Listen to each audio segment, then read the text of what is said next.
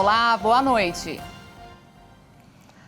O ministro do Supremo Tribunal Federal, Alexandre de Moraes, suspendeu hoje o porte de armas no Distrito Federal até a próxima segunda-feira. O objetivo é garantir a segurança durante a solenidade de posse do presidente eleito Lula no domingo. Mais informações direto de Brasília com Jaqueline Fonseca. Os palcos para a festa de comemoração da posse do presidente eleito Luiz Inácio Lula da Silva já estão praticamente prontos.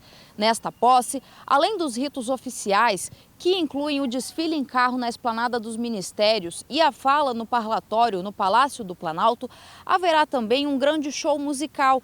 Mais de 20 artistas já confirmaram participação. E para garantir que tudo corra bem, um forte esquema de segurança foi montado na esplanada dos ministérios. O acesso à Praça dos Três Poderes está fechado há mais de um mês. E atendendo o pedido da equipe de Lula, o ministro Alexandre de Moraes, do STF, proibiu o porte de armas entre hoje e a próxima segunda-feira, dia 2 de janeiro. Caçadores, atiradores e colecionadores terão a licença revogada neste período. Apenas os trabalhadores da segurança pública e de transportes de valores poderão andar armados neste período. Quem for flagrado com armas ou munições até o dia 2 em qualquer área do Distrito Federal poderá ser preso em flagrante. Essa medida tem o objetivo de garantir a segurança do presidente e das pessoas que participam do evento. Ao proibir o porte de armas, o ministro Alexandre de Moraes considerou as tentativas de ataques aqui na capital federal e a decisão já adotada durante as eleições. Outra medida que tem o objetivo de garantir a segurança durante a posse é o uso da Força Nacional. O Ministério da Justiça já autorizou essa Força Especial de Segurança para garantir a tranquilidade no dia 1º de janeiro. De Brasília, Jaqueline Fonseca. E o presidente Jair Bolsonaro assinou a nomeação do comandante do Exército escolhido por Lula. César de Arruda foi designado para ocupar o posto interinamente a partir de sexta-feira. A nomeação definitiva deverá ser assinada por Lula. A antecipação da posse do comandante foi um acerto entre o governo atual e a equipe do presidente eleito, também para reforçar o esquema de segurança em Brasília. Um incêndio de grandes proporções destruiu uma loja da Havan na cidade de Vitória da Conquista, na Bahia. A causa do fogo ainda não foi descoberta. Logo no início da manhã, uma fumaça preta e densa apareceu no céu da cidade. Segundo informações divulgadas pela loja, as chamas começaram quando o estabelecimento estava fechado. Mas funcionários da empresa disseram que já estava aberto e que acionaram o sistema de som para pedir que os clientes deixassem o local. Em uma publicação nas redes sociais, a loja prestou solidariedade e lamentou o ocorrido. Abre aspas. Hoje a família Havan se solidariza com a filial de Vitória da Conquista, atingida por um incêndio na manhã desta quarta-feira. Informamos que não houve feridos e que as causas do incêndio estão sendo apuradas. Estamos unidos nesse momento e vamos passar por mais esses desafios juntos. Fecha aspas. Na sequência, também publicou que as causas do incidente estão sendo investigadas. Abre aspas. A todos nossos clientes e seguidores que têm nos mandado mensagens de apoio, agradecemos profundamente. Todos os nossos colaboradores da filial estão bem e as causas do incêndio estão sendo apuradas. Fecha aspas. A loja de número 109 da Havan foi inaugurada no dia 21 de abril de 2018 e tem quase 6.300 metros quadrados de área construída. Atualmente, 82 funcionários trabalham no local, mas nem todos estavam no momento em que o incêndio começou. A deputada federal Carla Zambelli entregou sua arma para a Polícia Federal em São Paulo, cerca de 2 meses após a deputada apontá-la a um homem nas vésperas das eleições presidenciais. A ação havia sido motivada por discussão política.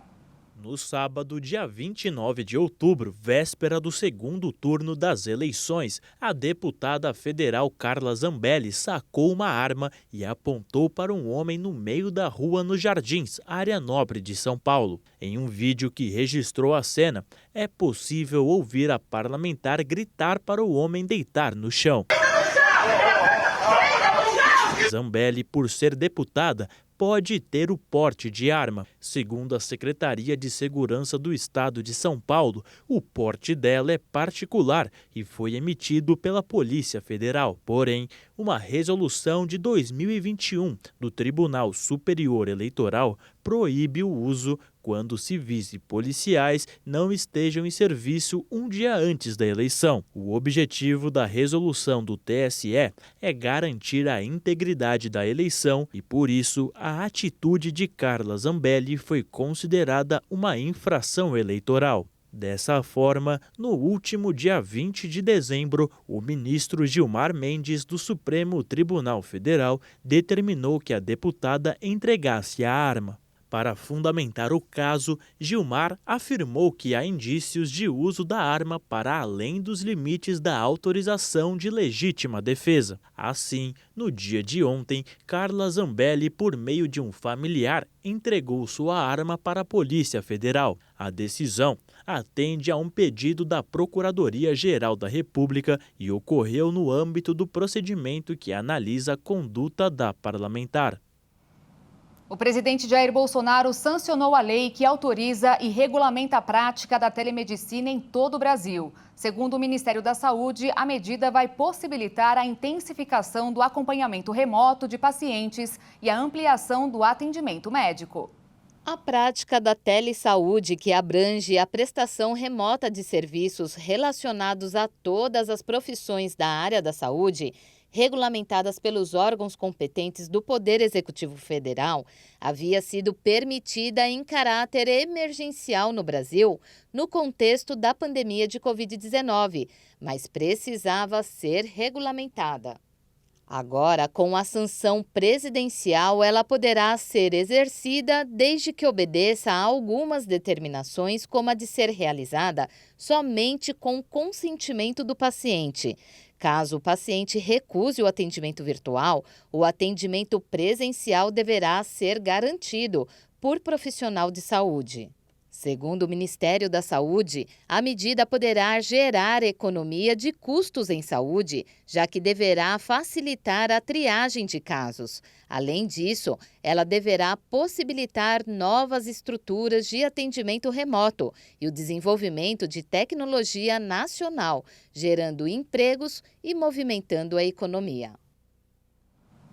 E olha só, nem mesmo os pestes estão livres da criminalidade. Nos últimos 2 anos, mais de 8 mil cães foram roubados no Brasil. Para que as famílias se sintam mais seguras, já existem soluções tecnológicas que podem facilitar a localização dos animais. Um dos alvos da violência nas grandes cidades brasileiras é o melhor amigo do homem. De acordo com um levantamento da plataforma Hello Safe Brasil, entre janeiro de 2020 e outubro de 2022, 8.262 cães foram roubados no país. Isso quer dizer que 8 animais são levados diariamente de suas casas.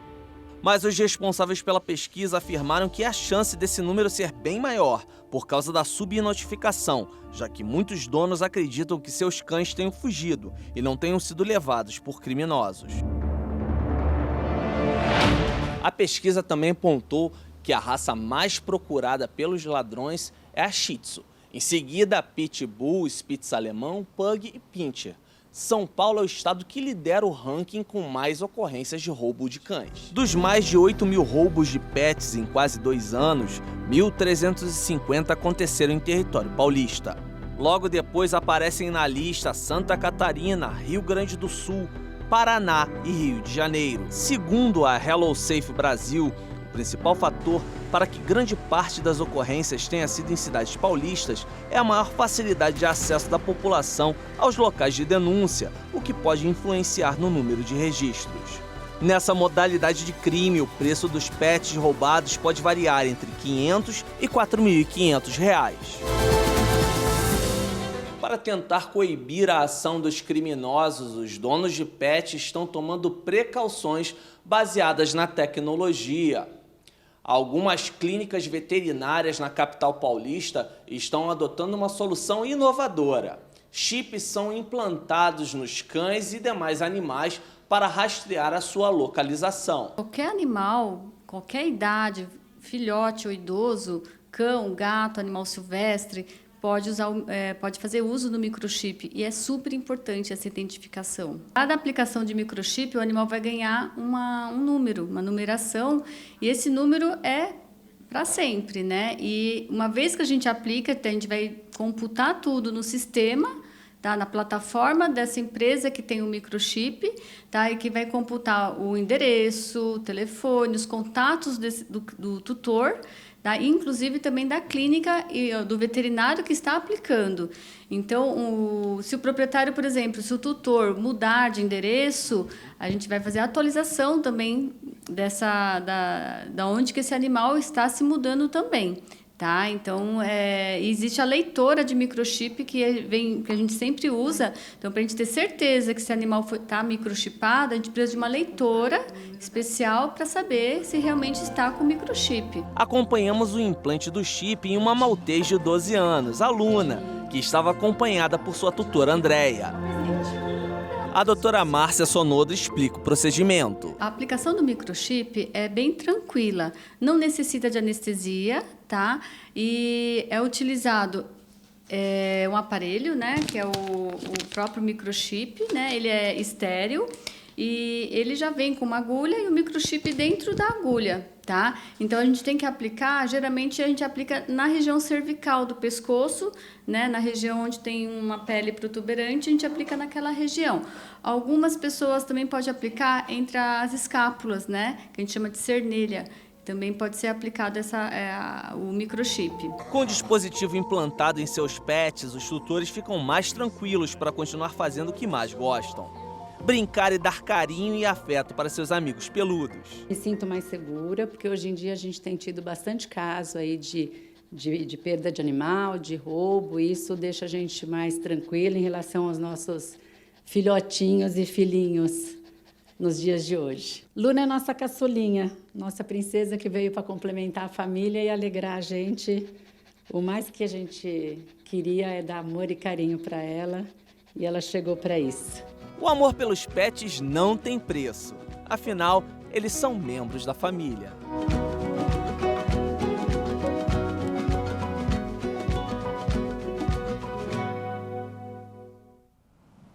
O futuro ministro da Fazenda, Fernando Haddad, anunciou hoje novos nomes para compor a equipe econômica.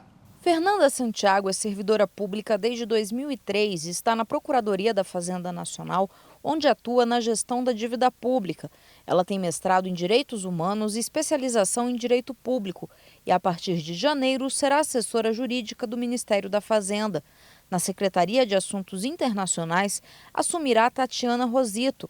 Ela é economista e servidora de carreira do Ministério das Relações Exteriores e atua no Banco do Desenvolvimento em Xangai desde 2020. Ambas foram recomendadas, inclusive, pelas próprias carreiras. Nós consultamos as áreas afeitas às funções que elas vão exercer, porque essas duas funções são muito próximas a mim e exigem uma interface muito grande, inclusive com outros ministérios. As servidoras passam a compor a equipe econômica do novo governo a partir de janeiro do ano que vem. Elas integram um grupo majoritariamente masculino. Na semana passada, Haddad anunciou 4 nomes para as principais secretarias do Ministério da Fazenda. Marcos Barbosa Pinto foi anunciado para assumir a Secretaria de Reformas Econômicas, Rogério Seron para o Tesouro Nacional, Guilherme Melo para a Secretaria de Política Econômica e Robinson Barreirinhas para a Receita Federal. Com a volta da cobrança de tributos federais, o preço dos combustíveis vai aumentar já a partir da semana que vem. O presidente Jair Bolsonaro tinha zerado o imposto, principalmente para conter a alta da inflação por causa da guerra na Ucrânia. A medida acaba sábado, dia 31, e até foi cogitado prorrogar por mais 30 dias. Mas a equipe de Lula pediu ao governo atual para não estender a desoneração. A gasolina terá o maior aumento. O retorno do pagamento do PIS e COFINS sobre os combustíveis vai elevar o preço da gasolina, do etanol e do diesel nas bombas já no início do ano. De acordo com os cálculos do Centro Brasileiro de Infraestrutura, o preço do etanol pode subir 26 centavos por litro, o do diesel 33 centavos por litro e a gasolina vai ter o maior reajuste, 69 centavos por litro. O futuro ministro da Fazenda, Fernando Haddad, anunciou que o presidente eleito, Lula, não concordou em prorrogar a medida que isenta o pagamento do PIS e COFINS sobre os combustíveis. Os dois tributos são federais. Segundo Haddad, o novo governo precisa de mais tempo para avaliar os impactos da medida. A isenção foi estabelecida pelo governo Jair Bolsonaro no início do ano para baixar os preços, mas tem validade até o fim deste mês. Essa reoneração dos tributos vai devolver cerca de 50 bilhões de reais por ano aos cofres públicos. Agora, com a aprovação da PEC da transição, que permite o pagamento de R$ 600 reais do Bolsa Família, a previsão de déficit para a União do ano que vem passou de 60 bilhões para 230 bilhões de reais. Então, com a reoneração dos tributos sobre os combustíveis, o cofre público, teoricamente, teria mais dinheiro para honrar com esses compromissos.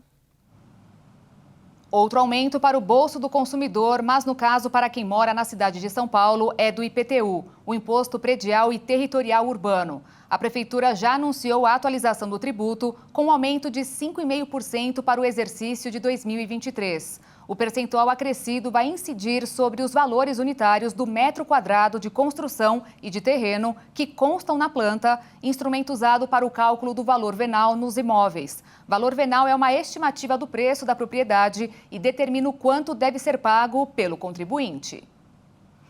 O Brasil criou mais de 135 mil vagas de trabalho com carteira assinada em novembro. Segundo o Ministério do Trabalho, foi o 11º mês com mais contratações do que demissões. Com isso, o saldo de contratações no acumulado do ano ficou positivo em mais de 2 mil postos.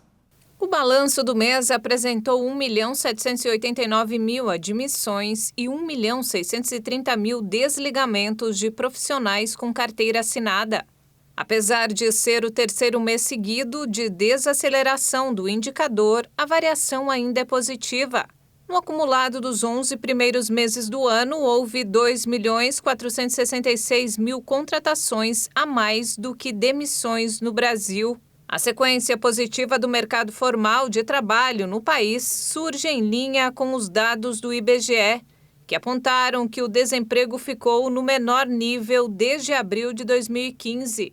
Com 9 milhões de pessoas sem colocação profissional no trimestre encerrado em outubro. Em novembro, os dados apontam para saldo positivo de contratações em 3 dos 5 setores econômicos analisados, com destaque novamente para o ramo de serviço e comércio. Por outro lado, houve corte de vagas nos ramos da indústria, construção e agricultura.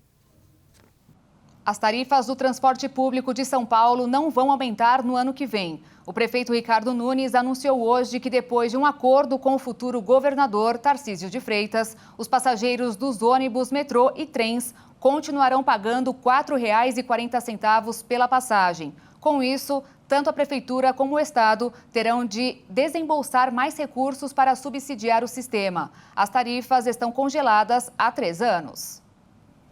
Com o mercado de olho nas discussões sobre a prorrogação da desoneração dos impostos federais sobre os combustíveis e também no radar da formação da equipe ministerial do presidente eleito Lula e as notícias de reabertura da China após a flexibilização de restrições da Covid-19, o dólar fechou em queda nesta quarta-feira, de 0,61%, cotado em R$ 5,25 na venda.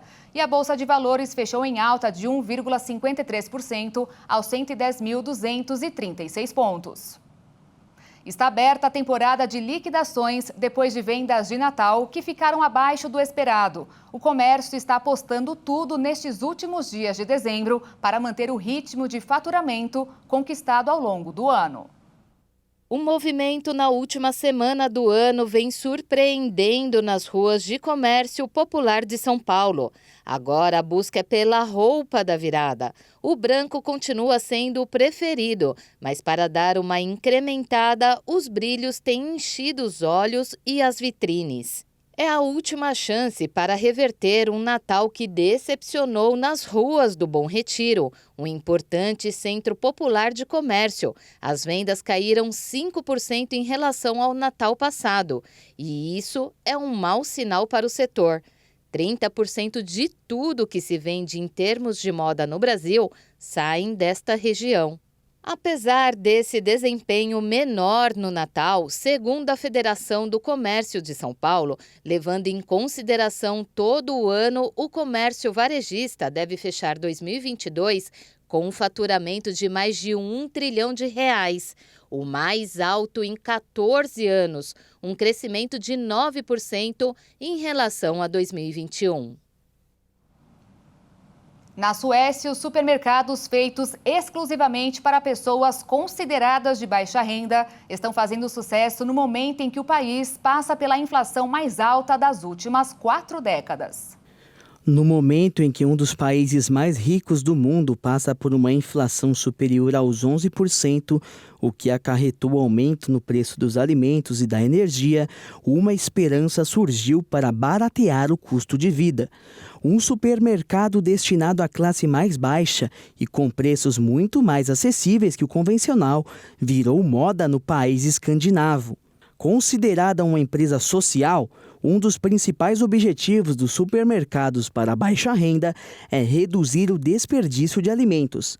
Para isso, ela vende produtos doados por empresas alimentícias. Esses alimentos seriam descartados e, por isso, chegam em um preço muito mais acessível. Assim, os clientes, muitos deles aposentados, desempregados ou novos imigrantes, pagam 1/3 do preço original de cada produto. A rede de supermercados mais barato tem 8 lojas abertas em diversas cidades e atende 25 mil membros. A organização também fornece alimentos para 25 abrigos. Para afiliar-se e ter acesso a descontos de preços, as pessoas precisam ter baixo nível de renda em relação ao restante da população. Segundo os donos de supermercado, o número de clientes entrando em contato para pedir ajuda aumentou, mesmo entre os que têm renda maior que o estabelecido pelo sistema de filiação. O fator curioso é que em um país desenvolvido como a Suécia, não define pobreza pelos padrões adotados em outras partes do mundo, já que pelas estimativas do Banco Mundial, por exemplo, o país praticamente não tem pobres. Por isso, o país utiliza a definição de risco de pobreza da União Europeia. Dessa forma, uma pessoa enfrenta a situação de risco quando vive com menos de 60% da renda média do país. Tendo esse número como base, cerca de 15% da população sueca encontra-se atualmente nessa situação de risco. Em suas últimas ações, antes de deixar o governo, o presidente da República, Jair Bolsonaro, editou algumas medidas provisórias. Uma delas é voltada para os créditos de carbono, na tentativa de ampliar o mercado em território nacional. Segundo o texto assinado por Bolsonaro, o contrato de concessão de florestas públicas passa a prever o direito de comercializar créditos de carbono e produtos e serviços florestais não madeireiros, desde que realizados nas respectivas unidades de manejo florestal, nos termos de regulamento da respectiva esfera de governo. Para entender melhor, alguns exemplos que abrangem o texto são: serviços ambientais, acesso ao patrimônio genético ou conhecimento tradicional associado para fins de conservação, pesquisa, desenvolvimento e bioprospecção, restauração e reflorestamento de áreas degradadas, turismo e visitação na área e produtos obtidos na biodiversidade local. A pasta informou que a medida provisória foi proposta pelos Ministérios da Economia, da Agricultura, Pecuária e Abastecimento e do Meio Ambiente. A medida atualiza a legislação sobre a gestão de florestas públicas para a produção sustentável, sobre a criação do Instituto Chico Mendes de Conservação da Biodiversidade e sobre a criação do Fundo Nacional sobre Mudança do Clima. A justificativa para a urgência da medida provisória são compromissos de redução de gás carbônico assumidos pelo Brasil. Ainda na linha ambiental, Bolsonaro também editou um decreto que estabelece a criação do Comitê Interministerial de Segurança de Barragens e que regulamenta trechos da legislação que estabelece a Política Nacional de Segurança de Barragens. A ideia é melhorar a coordenação de órgãos da administração pública federal na implementação das políticas públicas da área, entre outros pontos. Agora, em âmbito social, o presidente da República editou um decreto que institui o Programa Nacional Qualifica Mulher, que busca promover ações que ensejam a independência financeira de mulheres. O projeto da iniciativa é tocado pelo Ministério da Mulher, da Família e dos Direitos Humanos. Essas iniciativas são importantes para o funcionamento do Brasil e seguem as linhas internacionais de bioconservação e apoio às mulheres. Além disso, podem ser as últimas assinaturas feitas por Bolsonaro, já que ele chega em sua última semana no comando do Brasil. Uma estimativa da população calculada com dados prévios do Censo 2022 mostra que, atualmente, o Brasil passou dos 207 milhões de habitantes. 207.750.291. Essa é a prévia do número de habitantes no Brasil estipulada pelo censo que está sendo realizado neste ano. Conforme as estimativas que usaram dados coletados até o dia 25 de dezembro, a região sudeste se manteve como a mais populosa do país, com quase 88 milhões de habitantes. Com base nos resultados recentes do Censo Demográfico 2022, os 5 estados mais populosos são São Paulo, com 46.024.937 habitantes. Em seguida, Minas Gerais, com 20.732.660. Na terceira posição vem o Rio de Janeiro, com 16.615.526 pessoas. Depois, o estado da Bahia, com 14.659.023 pessoas. E na quinta posição, o Paraná, que conta com 11.835.379 habitantes. O número total ficou abaixo dos 213 milhões da estimativa de 2021, feita com base no censo de 2010. O motivo da diferença entre as estimativas pode ser algumas, como eventuais problemas nos censos anteriores, as mortes causadas pela pandemia de Covid-19 e a defasagem em relação ao censo de 2010. Os dados coletados nesse período foram entregues pelo IBGE, que é responsável pelo censo, ao Tribunal de Contas da União.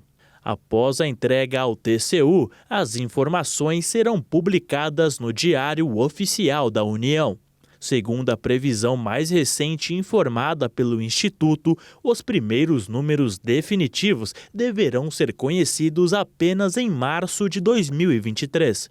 O motivo principal foram os sucessivos atrasos na realização da pesquisa. Com a chegada das festas de fim de ano e as viagens durante as férias, muitos imóveis ficam vazios, o que atrai a atenção de criminosos. A Polícia Militar dá orientação sobre os cuidados que devem ser tomados para evitar chamar a atenção dos bandidos. As férias de final de ano é o momento de preparar as malas e tirar um tempo merecido com a família e repor as energias para o ano novo. Mas antes de começar a relaxar, é preciso estar atento para algumas medidas de segurança ao deixar sua casa ou apartamento por um período longo. Já é rotineiro, né, de conhecimento de todos, que final de ano Como há a movimentação das pessoas da cidade para fora, geralmente as pessoas que praticam furto têm conhecimento disso e, consequentemente, há um aumento, né, nos índices aí. É importante que os moradores tomem algumas medidas para prevenir dor de cabeça enquanto estiverem viajando. Alguns detalhes podem indicar para os bandidos que o imóvel está vazio, como o acúmulo de correspondência, garagem vazia, folhas no quintal e luzes apagadas o tempo todo ou acesas na parte externa do imóvel. A dica que a gente dá é o seguinte, né, ter relações com pessoas de confiança, né? Por exemplo, um parente, né, pedir para esse parente, se tiver disponibilidade, fazer visitas constantes na casa, demonstrar que há pessoa cuidando dessa casa, né, recolher cartas, enfim. Outra questão é a luz externa, né, evitar deixar a luz externa ligada, né, porque a pessoa que é mal intencionada, ela nota que durante o dia essa luz vai estar ligada. Então, posteriormente, período noturno, ela pode ir lá verificar que não tem ninguém e fazer o furto. As soluções tecnológicas em segurança são opções acessíveis e práticas para proteger o patrimônio e evitar prejuízos. Equipamentos de segurança podem impedir ou diminuir as perdas com invasões e outras situações desagradáveis. Cerca elétrica, né, se tiver disponibilidade da pessoa adquirir, câmeras, né, são coisas que evitam a prática delictiva aí. Com a tecnologia que existe hoje, em tempo real, pelo celular, a pessoa consegue verificar ali e aí, se for o caso, fazer o acionamento da Polícia Militar, por exemplo, se o indivíduo estiver lá na hora. Né? Uma medida simples é combinar com os vizinhos para criar uma rede de vigilância formada pelos próprios moradores.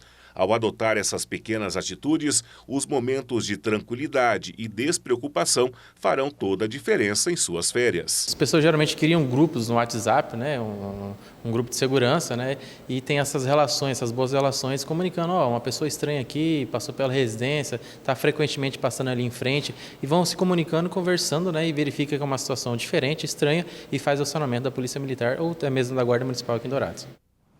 Ronaldo Caiado, governador reeleito de Goiás, anunciou que não participará presencialmente da cerimônia de posse em seu segundo mandato. Ele se recupera de uma cirurgia no coração no Hospital Nova Star, em São Paulo, e vai assumir o cargo virtualmente. Segundo o boletim médico, Caiado mantém acompanhamento ambulatorial e deverá ficar em repouso até o dia 23 de janeiro.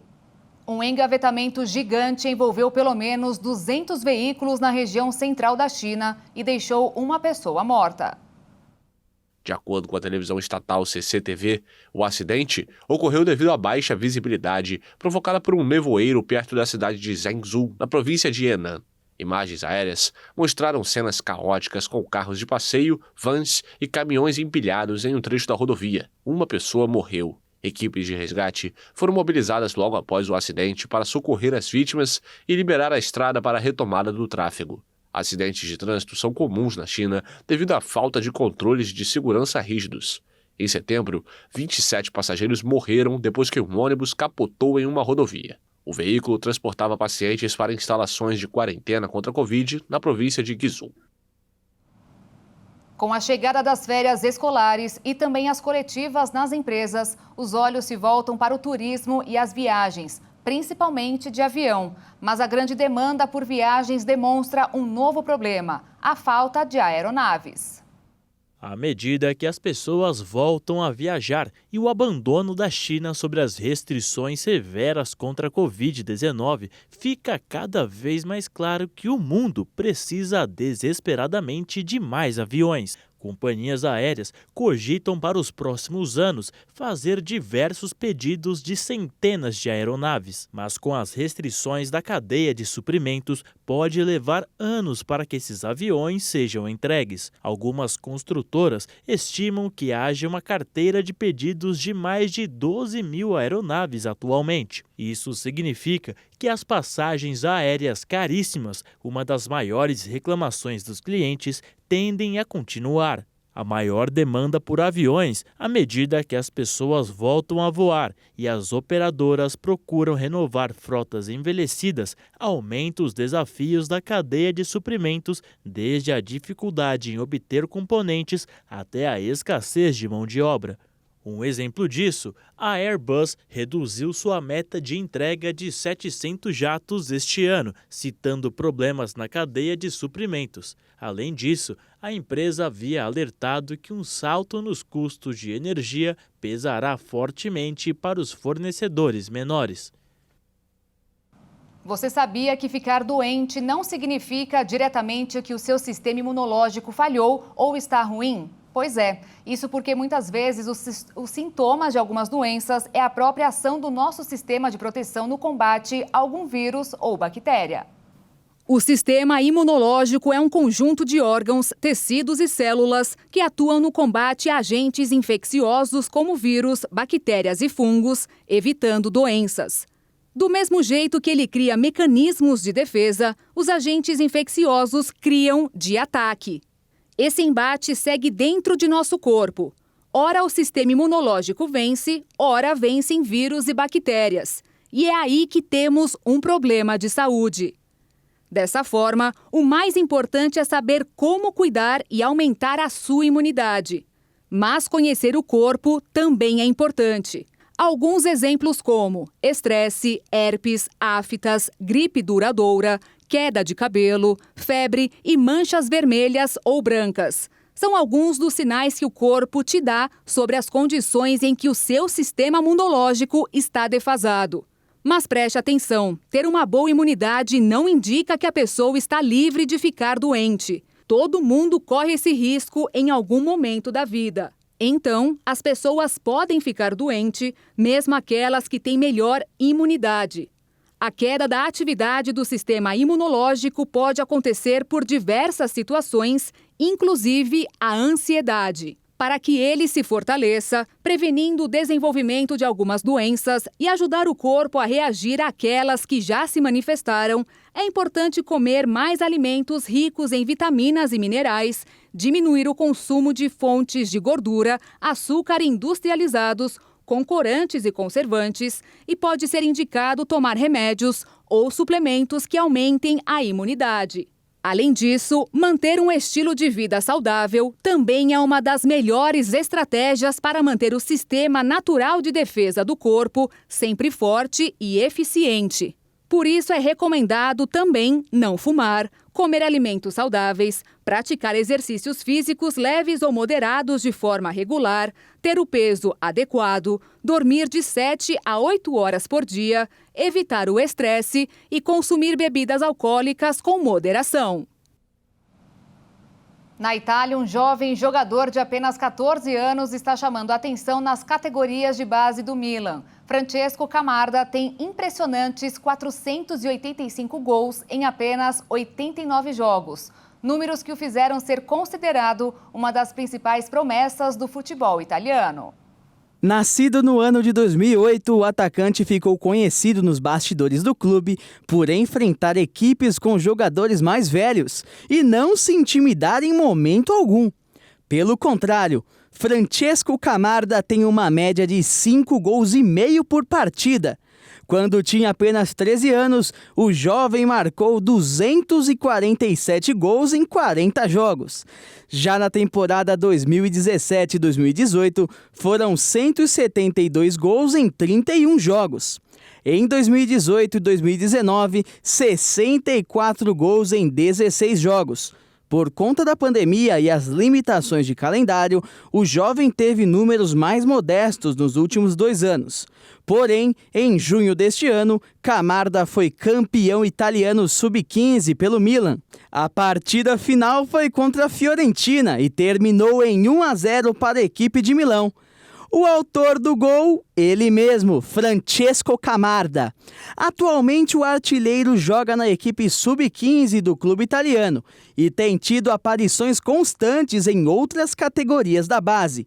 No início desse mês, Camarda ganhou oportunidade no Milan Primavera, equipe sub-19 do clube. No amistoso diante do Soubitesse, o Milan venceu com 2 gols do garoto de 14 anos. Pela seleção italiana, o jovem atacante joga no sub-15 e logo na estreia mostrou as suas credenciais. No primeiro jogo defendendo seu país, ele marcou 3 gols em apenas 23 minutos contra a Letônia. Vestindo o manto da Azzurra nas categorias de base, por enquanto são 5 jogos e 5 gols. No total, nessa temporada do Campeonato Italiano Sub-15, foram 22 gols marcados pelo garoto. Apesar da pouca idade, Francesco Camarda já é chamado na imprensa italiana como o predestinado e apontado como futuro camisa 9 da seleção italiana de futebol. Bom, o Calcio espera mesmo que Francesco Camarda não seja apenas uma promessa e que nos próximos anos possa colocar a Itália novamente na primeira prateleira do futebol mundial. Cuidar do meio ambiente e ficar em forma. Essa é uma das principais virtudes do plogging, curioso esporte sueco que combina corrida com recolhimento de lixo. O conceito do esporte sueco consiste em aproveitar uma corrida semanal para recolher o lixo que se encontra pelo caminho. Para participar do esporte é muito simples. Basta verificar se você possui algum equipamento adequado, como um par de luvas de borracha e um saco de lixo transparente. Alguns atletas também optam por um bastão com gancho para recolher o lixo do chão, mas isso não é recomendado, pois você se exercita mais ao se curvar. O plogging é tão bom para o planeta quanto para o corpo, pois você pode treinar todos os músculos graças ao trabalho do abdômen sempre que se abaixar ou agachar para pegar algo do chão. Além disso, correr, parar e correr de novo é o que os profissionais chamam de treinamento intervalado, o que aumenta o gasto calórico. Por fim, também trabalha os músculos do braço enquanto transporta o lixo coletado do chão. De acordo com aplicativos de condicionamento físico, esse exercício é muito mais eficaz do que uma corrida simples. Especificadamente, meia hora de plugging queima 288 calorias em média. Em comparação com uma corrida normal, se gasta 235 calorias. O esporte não tem barreiras e pode ser feito na cidade, na serra e no campo. Não há um local específico para correr e recolher o lixo. O nome do esporte é uma mistura da palavra sueca plug up, que significa recolher, e da palavra inglesa jogging, que remete a corrida a pé de baixa velocidade. A fórmula rapidamente obteve sucesso no país e no restante do mundo, graças às redes sociais.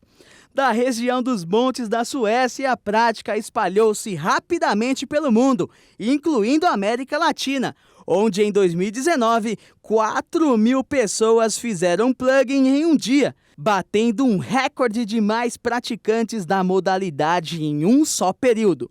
Nas redes sociais, os vídeos de plugging têm atualmente mais de 11 milhões de visualizações e no Facebook as pessoas se reúnem para praticá-lo em grupo. A paixão por esse esporte levou um estudante indiano a visitar 30 cidades do Reino Unido em 30 dias durante esse mês de dezembro, para lutar contra as alterações climáticas. Durante a sua estadia em Bristol, no oeste da Inglaterra, o jovem recolheu impressionantes 5.000 quilos de lixo durante as corridas pelas terras britânicas.